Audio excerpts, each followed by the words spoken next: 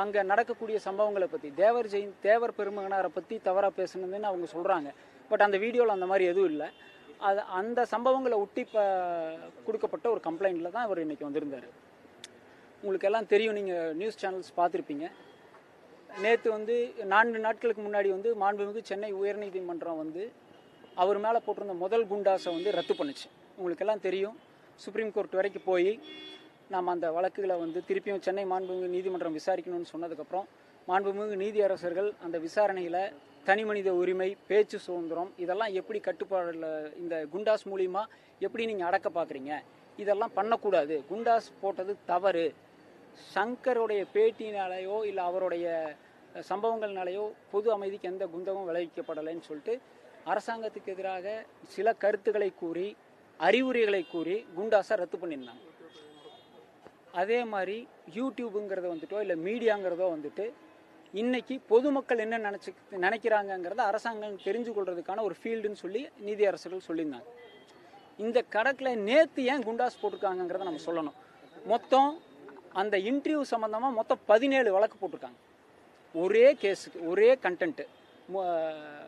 Video 30/4/2024 அந்த போலீஸ்க்கு எதிராக பேச சொல்லக்கூடிய வீடியோ வச்சு 17 வழக்குகள் தமிழ்நாடு முழுவதும் பதியப்பட்டிருந்தது.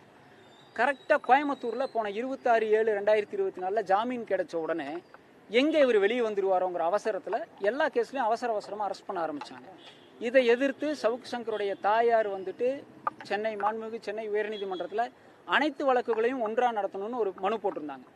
அதை 3 வாரங்கள் ஒத்தி வைக்கப்பட்டதுனால திருப்பி அவர்களுடைய தாயாருடைய ஏற்பாட்டின் பேரில் சுப்ரீம் கோர்ட்டில் அந்த வழக்கு தாக்கல் செய்து நம்பராயிருக்கு. இன்னைக்கு வர வேண்டியது நாளைக்கு வருது. அப்போது சுப்ரீம் கோர்ட்டில் அந்த வழக்கு வந்துச்சுன்னா எல்லா கேஸும் கிளப் ஆகிடுச்சுன்னா இவரை மாநிலம் முழுவதும் கூட்டிகிட்டு போக முடியாது. புது கேஸில் போட்டு அவரை டார்ச்சர் பண்ணுறதுக்கோ துன்புறுத்தல் பண்ணுறதுக்கோ முடியாதுங்கிறதுனால அவசரமாக இந்த வழக்குகளில் அரெஸ்ட் காமிக்க ஆரம்பித்தாங்க. இதில் உங்களுக்கு எல்லாத்துக்குமே தெரியும், மீடியாவை பொறுத்த வரைக்கும் எல்லாத்துக்குமே வெரி கிளியர். சென்னை உயர்நீதிமன்றம் போன முறை குண்டாஸ் எதிர்த்து நம்ம தாக்கல் செஞ்ச வழக்கில் கோயம்புத்தூர் பிரிசன்லேருந்து இவரை சென்னை புழல் சிறைக்கு மாற்றணும்னு குறிப்பிட்டு ஒரு உத்தரவு போட்டிருக்காங்க. அந்த உத்தரவை மீறுகின்ற வகையில் கடந்த ஞாயிற்றுக்கிழமை காலையில் 4 மணிக்கு ஹைகோர்ட்டோட உத்தரவு இருக்கும்போதே சென்னை புழல்லிருந்து மதுரைக்கு ஷிஃப்ட் பண்ணியிருக்காங்க. It's purely contempt of court. இது எதிர்த்தும் நம்ம மனு போட்டிருக்கோம். இப்போ என்னென்னா இவர்கள் இதை திரும்ப செய்கிறதுக்கான காரணம், நேற்று ஊட்டியில் பெயில் இருந்தது, ஊட்டியில் பெயில் ஆயிடுச்சு. அப்போ எந்த கேஸ்லையுமே பெயில் இல்லைங்கிற போது அவசரமாக கோயம்புத்தூர் நீதிமன்றத்துக்கு முன்னாடி ஒரு கஸ்டடி பெட்டிஷன் போட்டு ஒரு நாள் இழுத்து நேற்று சாயந்தரம் குண்டாஸ் சர்வ் பண்ணியிருக்காங்க. இதில் வேடிக்கை என்னன்னு கேட்டிங்கன்னா, குண்டாஸ் வழக்கு தாக்கல் செய்திருக்கக்கூடிய இந்த 2வது குண்டாஸில் அவங்க சொல்கிற கஞ்சா வழக்கில் பிணையில் விடப்பட்டு ஷூரிட்டி ப்ரொடியூஸ் பண்ணி பெயில் போயிடுச்சு. 2வது அதை அரெஸ்ட் பண்ணோம்னா எத்தனையோ சட்ட முறைகள் இருக்குது, எதையுமே அவங்க நேற்று பின்பற்றலை. அதெல்லாம் நம்ம இன்றைக்கி மீடியா முன்னாடி சொல்ல வேண்டிய அவசியம் இல்லை. ஏன்னு கேட்டிங்கன்னா அது பியூர் டெக்னிக்கல் கிரவுண்ட்ஸ். ஒருத்தரை பெயிலில் போன ஒருத்தரை அரெஸ்ட் மறுபடியும் குண்டாஸில் பண்ணணுன்னா பல வழிமுறைகள் இருக்குது. எதையுமே பின்பற்றாமல் பெயிலில் அவர் வெளியே வந்துடக்கூடாது அப்படிங்கிற ஒரே நோக்கத்தினோட நேற்று இந்த குண்டாஸ் போயிட்டுருக்காங்க.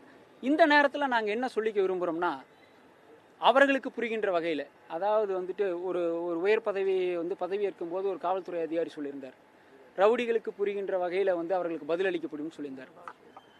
இன்னைக்கு இங்கே நாங்கள் என்ன சொல்கிறோம்னா, இந்த காவல்துறைக்கு புரிகின்ற பாஷையில் உயர்நீதிமன்றமும் உச்சநீதிமன்றமும் இவங்களுக்கு பதில் சொல்லும் கூடிய சீக்கிரத்தில். இவர்கள் தெரிந்து இந்த தவறுகளை செய்கிறார்களா, தெரியாமல் இந்த தவறை செய்கிறார்கள்னு எங்களுக்கு தெரியல. அதாவது புகழ்பெற்ற கிரேக்க பழமொழி ஒன்று இருக்குது, ஒரு கோமாளி அரண்மனைக்குள்ளே போயிட்டு அவன் அரசன் ஆவதில்லை, மாறாக அந்த அரசவை அரண்மனை சர்க்கஸ் கூடாரமாயிருதுன்னு சொல்லியிருக்காங்க. இப்போ இருக்கக்கூடிய இந்த காவல்துறையினுடைய போக்குகளை பார்த்தோம்னா இந்த பழமொழியை ஒற்றி தான் இருக்குது. நாங்கள் இதில் இன்னொன்று சொல்கிறோம், மனித உரிமை மீறல்ங்கிறது சவுக் சங்கருக்கு மட்டும் நடக்கலை.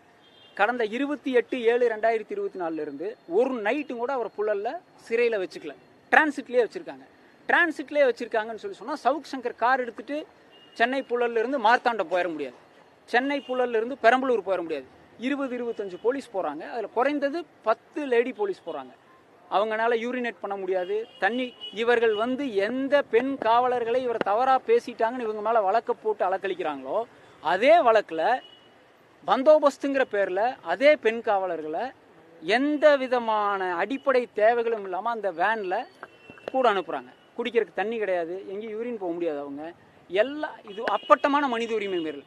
அந்த எஸ்கார்ட் எடுத்துகிட்டு வரக்கூடிய நபர்கள், அதாவது போலீஸ்காரங்களை என்ன சொல்கிறாங்கன்னா, எங்களாலேயே முடியல சார், சாயந்தரம் 7 மணிக்கு புழல் எடுத்து நைட்டு மார்த்தாண்டம் விடுறாங்க, மார்த்தாண்டத்தில் எடுத்து பெரம்பலூர் விடுறாங்க.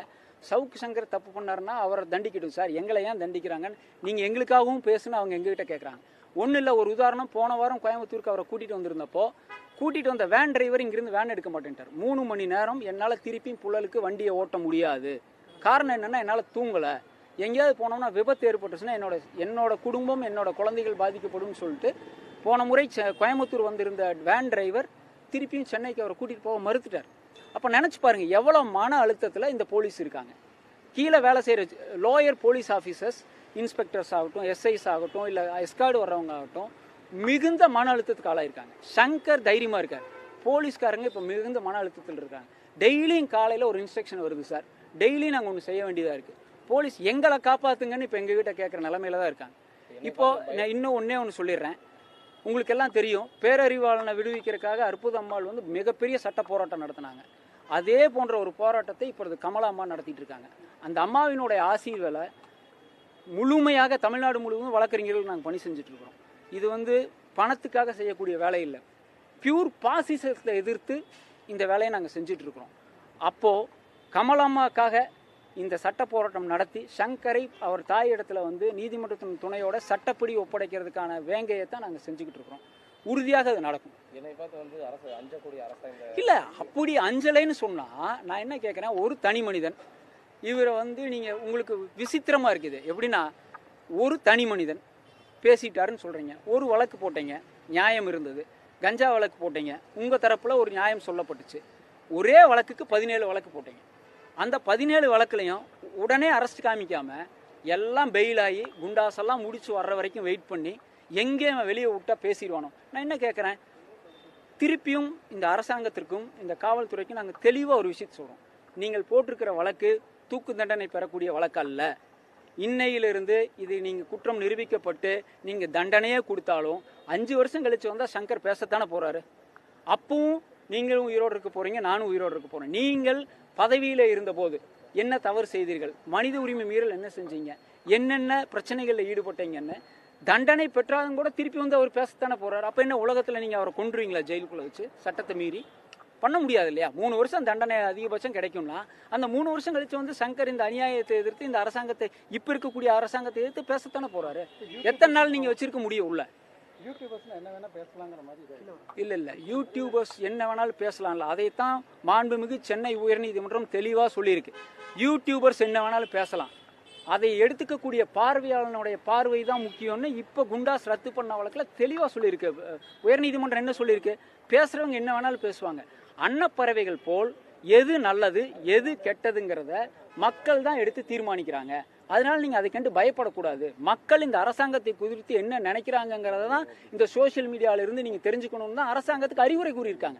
ரவீந்திரநாத் சொன்ன கோட்டெல்லாம் சொல்லி இந்த மாதிரிலாம் பண்ணாதீங்க, இது தப்பு, பேச்சு சுதந்திரத்தை குறவழி கொண்டு நசுக்காதீர்கள் தான் சொல்லியிருக்கிறாங்க. அதனால் இதை பற்றியில் சங்கரை வந்து மிரட்டலான்னு நினச்சாங்கன்னா அது நடக்காது. எத்தனை நாள் கழிச்சு வந்தாலும் அவர் பேசுவார். ஏன்னா அவர் மக்களுக்காக பேசுகிறார்.